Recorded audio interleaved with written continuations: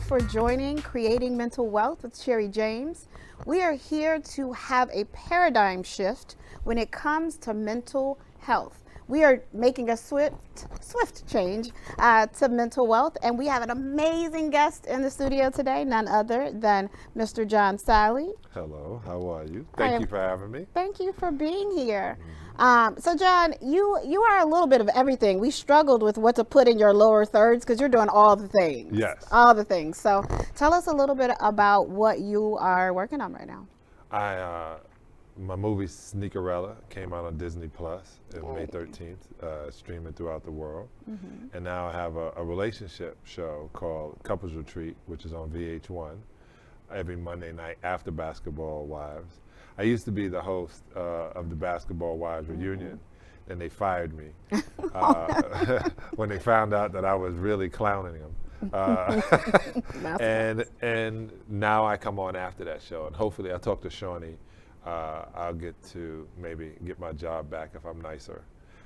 But I'm doing my own crypto show. I use the word crypto, John Salley, cryptoshow.com, just so it can make people go check it out. But I'm in the process with some people here in Dallas called Voxbox, building my own metaverse. I kind of told them, hey, eat a whole bunch of mushrooms and then get in front of your computer. And I work with this great company called Icon, where this kid Taylor, they're out of Austin, Texas. That's why I keep loving and asking questions about this place, because I think I'm gonna have to move here. And he made a hologram. You know how you saw in the movie Star Wars and Obi-Wan Kenobi? Yes. Like he literally saw that as a kid and then figured out how to make it. Wow, that's awesome. Yeah, we're gonna put that in the metaverse. So that's it. I just keep moving. I got a recording artist named Veda Velli, who is unbelievable. My daughter Giovanna is back to singing. Yay, I love that. Everybody in my house has to work, so it's all happening. I love it. And I love that what you're doing is so diverse. And so a lot of what we talked about last night, what we've been talking about when it comes to mental wealth, I remember people are like, did you mean mental health? And I'm like, no, we're talking about mental wealth. We are building something that we can pass on to others, that we can teach to others. I gave you some of my secret sauce last night. Yes. That you promised not to steal. I did. I put it on a veggie burger. It was great. Don't do that. But mental wealth is something that's very diverse. And so what you're doing, you talk about cryptocurrencies, you're acting, you're producing. It's important to make sure that we don't put all of our eggs in one basket, whether it's financial or mental. Yes? Yes. And you said a lot of things that I found to be amazing. And I've known you for a long time, and I joke a lot, but you had a lot of key points that I've now probably used on one of my interviews this morning. They're not going to give you any credit. It's all me. But I'm an American, like I said, so I learned how to colonize and steal anybody's things. But this mentality of mental wealth, it's I always talk about health, right? I always talk about without your health, you have nothing, you don't have wealth. But to be able to cash in on your mental wealth is a trip. And I say this because when you asked me to do the show, and I usually charge like $30,000 to make an appearance. That's a lie, but I thought I'd throw it out there in case anybody was trying to pay me. No one was shocked. People were like, okay, I mean, I can see it. I can see it.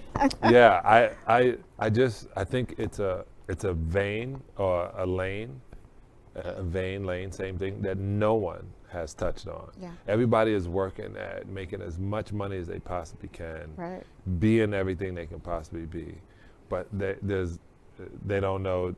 In a way, it's kind of destroying them. Absolutely.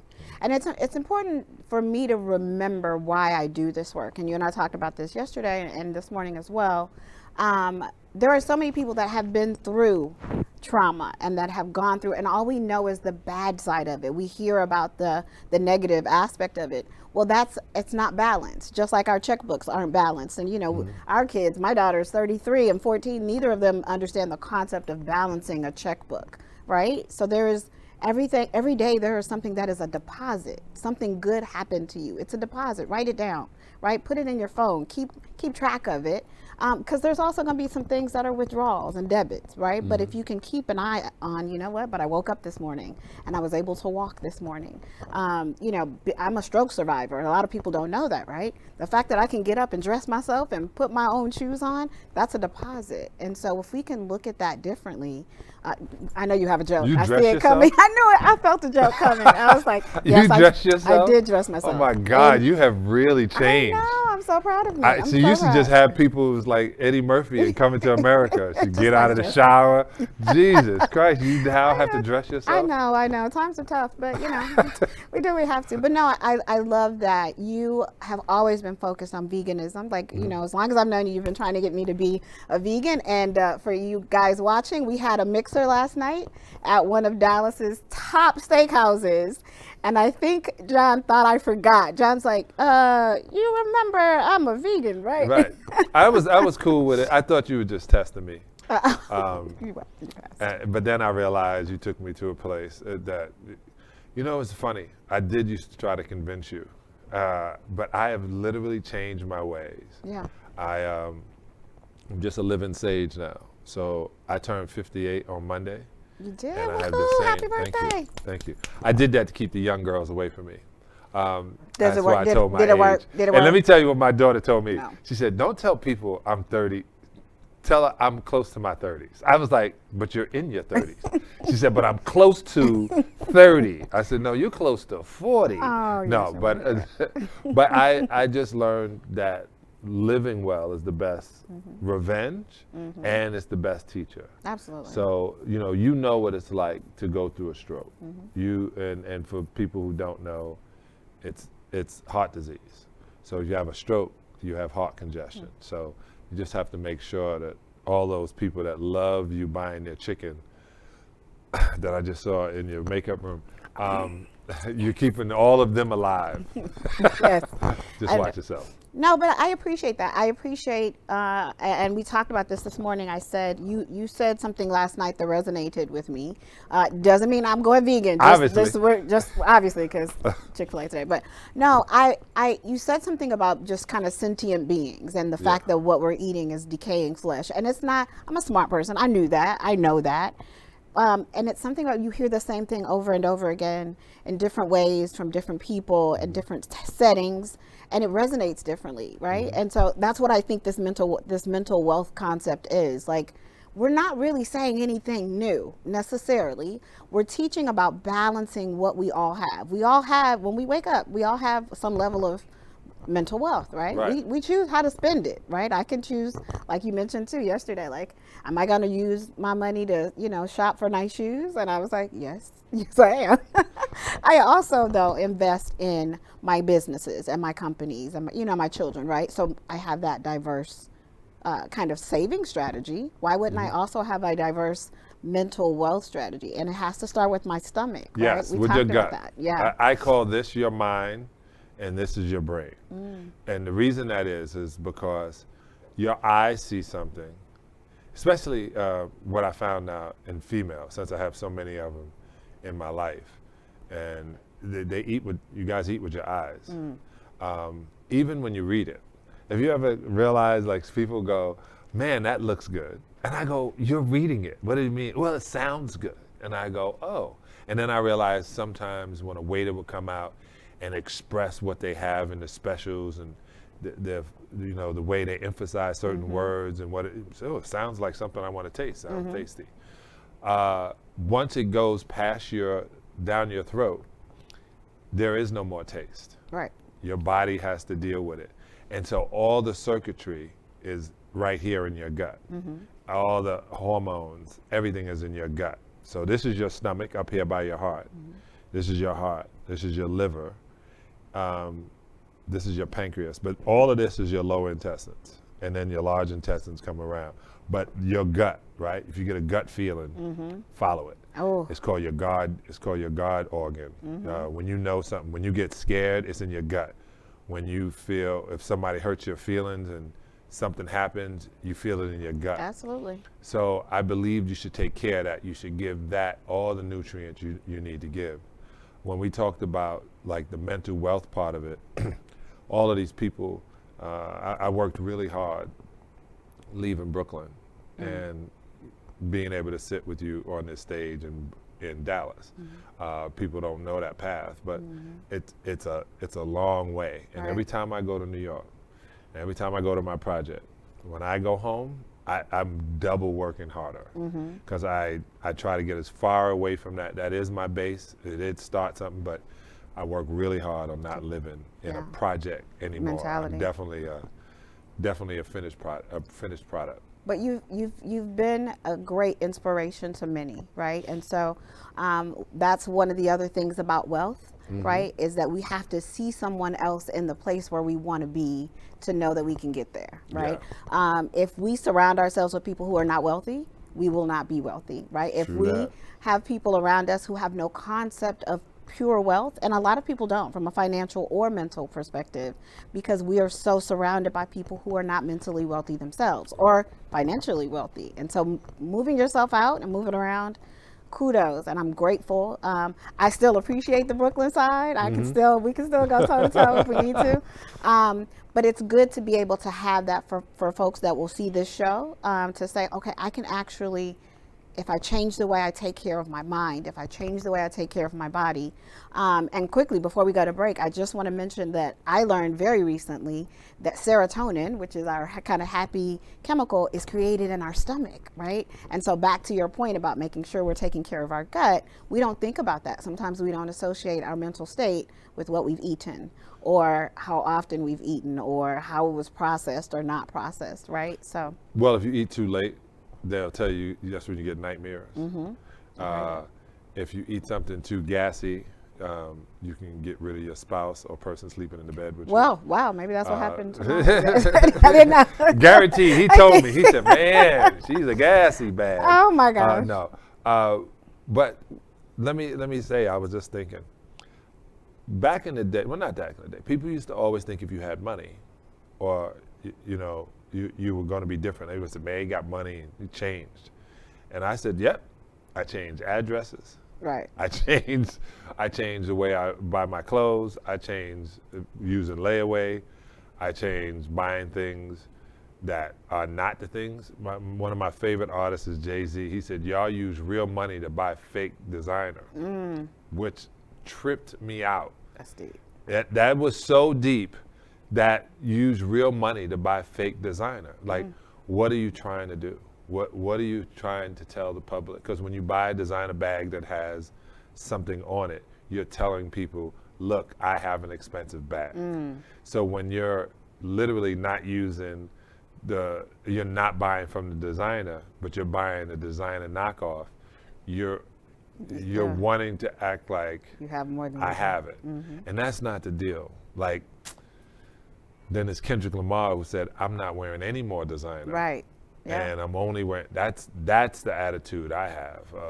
Like, I don't have, when I do television, they go, "Make sure you wear things without logos." I don't have logos. Right. And except for this Nike logo on my shoe. But besides that, I don't want to support anybody that's not supporting me. That's fair. That's fair. And when you get a certain amount of money and you can buy whatever you want, you tend not to buy a lot of things. I said this to one of the richest men I've met. He happened to be a white guy.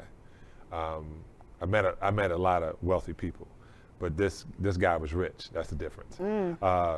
Rich lives around the corner. Wealthy is forever. But as soon as he got money, he started going hiking and camping. His biggest thing was survival and like being out in the wilderness. Yeah. He would leave his, $20 million house to go hiking in a tent. And I said, "Why would you go hiking where there's bears and snakes and ticks and wolves and raccoons?" And he was like, "Life. I like it because it reminds me that I'm only, I'm literally vulnerable in this life. And all the money in that house," he said, "I can't wait to get away from it." Like, he had literally, that's why I love your comment about his mental wealth. He felt that once he had everything, he was happier when he had nothing. When he had nothing, yeah.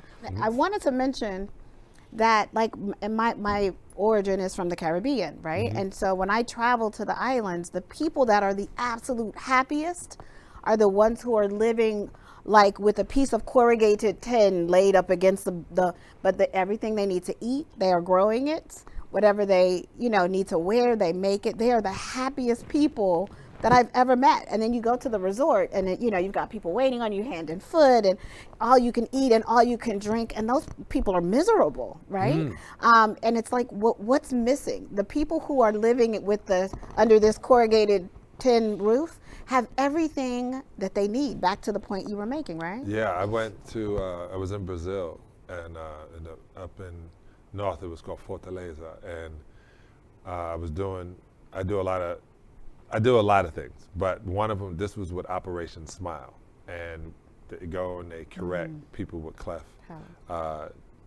lips, and they were, hey, we're gonna go to the favelas, if you want to come and take, because my hobby is photography, and so if you want to come take pictures, I go, no, I'm good. I know what a hood looks like. He goes, no, man, it's nothing like this. Let's go. And I wanted to smack this dude in the head. I was like, I'm so one, glad you did. you don't know where I'm from, and Right. two, I don't need to go there and see it. I say this to you, why? And it was this, I'm not going to get into the story, but the story about a guy who was a fisherman, had fish.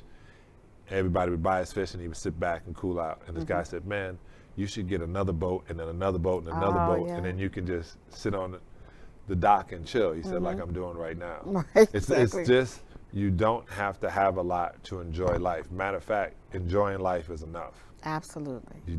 Like nothing else. Eckhart Tolle, great person. He wrote the book In the Now, right? I think that Here and Now. And he was homeless for 5 years, literally sleeping on a park bench, when he had this epiphany and he wrote the book.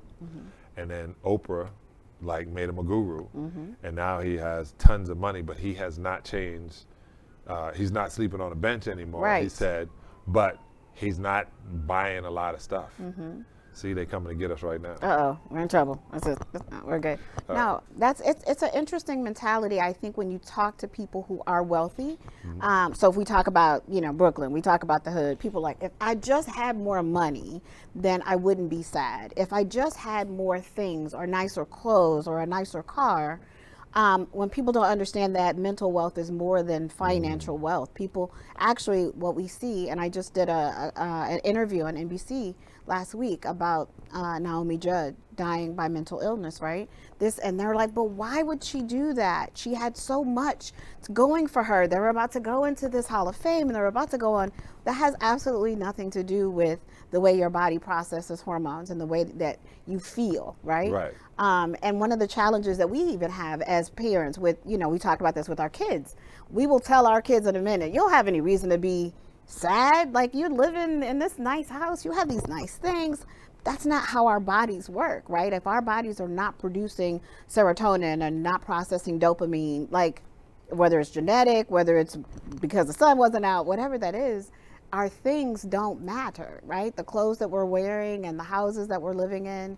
But if we're not having these conversations, like in schools and kindergartens, and teaching children that they can have more than two emotions, right? It's not just happy and sad or angry, or there's a full breadth of emotions. And what if these children could communicate with us in a way to say, here's what I'm feeling. Okay, Dad, what happened was kind of a mental wealth, withdrawal for me. Right. And we would parent totally differently, right? We will talk to people totally differently. So I truly believe if we give people the right vernacular, the opportunity to talk about what's happening as their whole self, which is why you were the perfect first guest, because you talk about the whole of you, right? And I have, it's so funny you would even put it that way. I have one of my daughters, Tyler, used to just talk so much. And one day I said, why do you talk so much? She goes, this is my hobby. And I laughed. But she's also the smartest in the house, and she knows how to navigate everybody and go through it. The problem is she's an empath, and she takes on too much, like you. But she's learning how not to. And then my youngest, Taya, who is a Taurus just like me, And we used to drive to school and just the music would be playing. And I would look at her for a second, she would look at me. And I get back and my wife would say, what y'all talk about? I said, we talked about so much. Like I heard what she was thinking, she heard what I was thinking. Right. It's definitely two different people too. Some people are really good at expressing themselves, and it's those who hold it inside. You just wait for a time for it to blow up and transfer. And I try to get them to. One trick for all the men out there who is a girl dad like I am, they feel it's hard to talk to girls. That has been a male problem since he was little. It's never been a problem for me. I love talking to women. It's my favorite thing to do. I'd rather be around women. They're way smarter. I learn a lot. Can we get some kudos from from the women? Yes. Most of them smell good. Most of them. but the deal with that is they don't have a problem expressing their emotions. And we've been told as men, right, it's not manly to express your emotions. And that will damage you. Absolutely. It will damage you and those around you if you don't. Now, I'm not saying to sit around and try to be a female. You guys have, 70 billion more emotional hormones or chromosomes than I do, or whatever it may be. You have more going on and you're smarter. That's why women were first and then men came. It's a way of doing it, and this is for all the men. I take my daughters to get their nails and feet done. I go, you want a pedicure? They go, yeah. I sit right next to them getting a pedicure, and then I ask them questions. God willing, the ladies in front of me don't speak really good English. Because they don't they'll spread all the rumors. But they speak it enough, and I ask questions, and they'll look up and ask her, and she was like, Daddy, don't ask me that in public. And I go, no, I'm going to ask you now. And there's not a female I know that would get up and get a pedicure. Right, no matter how uncomfortable the question. I don't care how, they won't take their feet out and dry and put on this, and they won't. Yeah. They'll think of something to answer. And you have to speak to them. And another thing, men, females are human. What? I know, shocking, right? Newsflash, breaking news. Oh, man. Human. And the reason I said that is they were like, man, you got nothing but daughters, man. What happened when guys come around the house? How do you act? I go, they're human. And the same feeling you have, they have. Absolutely. And the same thing you had when you were 14. And, there was this one girl I remember when I was 14, she used Ivory soap. I don't know if they still make Ivory soap. They do still make Ivory soap, absolutely. I smelled her down the hallway. That's how keen it was. I was, oh, she's coming. She's headed this way. And, oh my gosh. Oh, I thought she was the best thing in the world. So I remember I was human, going through human, as Deepak Chopra said, I was a human being, human. And I say the same thing with my daughters. I say the same thing with anybody that has them. They're smarter than you. They know what's happening. They only get dumb about a guy they like because they think the guy would like them better if they act like they don't know. I realize y'all way smarter. That's so true. Yeah. Because when you get tired of the guy, all of a sudden you're the smartest thing in the world. Absolutely. We turn it right back on. It's a trick, fellas. Listen to your boy. They're way smarter than you think. It's funny because one of my really close friends is a guy, and he told me, he said, if you feel like you have to turn down your light. Yeah. And it was a gut punch for me, right? He's like, sometimes you walk in a room and people know, like you walk in a room and you own it. But there's always somebody that can say one little thing, that one little side cut thing. And then you just have to, he's like, and I watched you turn your light down. Stop doing that. Like when you walk in the room, you are the light in the room. Do that, be that. And someone will find that. Like don't try to make yourself smaller. And we do from women, not just women, but especially women of color. We're taught to be seen and not heard, right? Like we should show up gracefully and quietly, and even struggle through some of our mental health issues that way. I saw something on Instagram today, and this young lady said, Black women are taught to manage our depression with grace. And that was one of the most profound and true statements that I think I've heard in a long time, because we can't show up like how we feel, right? Right. We've got to be the one to keep you lifted up. We've got to be the ones to keep our sons lifted up. And we go into the workplace and we have to be the smartest, the sharp, which we are. Right. But then we can't show up that way, because if my boss doesn't look like me, I can't be the smartest person. I'm gonna agree but disagree. Okay. Since women of color are the origin of race, you're in a guard position. Got to be God. I like it. If you're already in a guard position, I mean, I remember when I said one day to my mom, I said, man, why I got to be the one to do everything? She said, because you're the one that does everything. Now do it. And I was like, she said, you wanted this position. So as a, you, especially women of color, right? They were raised by people who were beaten down for so many years. The new world is changed. That it's so funny when we watch Instagram or TikTok and we see folks dancing and don't look like us and have rhythm. They go, man, it's pretty good for whatever. And then we see black people with no rhythm. I'm like, times are changing. I was like, what is happening? Hey, lady, that's not a motion in the ocean. But I think color is changing. I think the image of color. I mean, I haven't seen this many black people in commercials in my life. This is true. And there was more black shows in the past than there are now, but not in commercials, not in representing things. Well, so we'll say this, and then we'll wrap up in a moment. But I believe, and this is just my opinion, that it's because at some point organizations realize the power of our money and our dollar, right? And so, and I travel often and I speak on stages about diversity, equity, and inclusion. But what happens is when people are like, here's what the dollar spent. If we talk about hair products, like we're gonna wrap, but like that's a different show from a different day.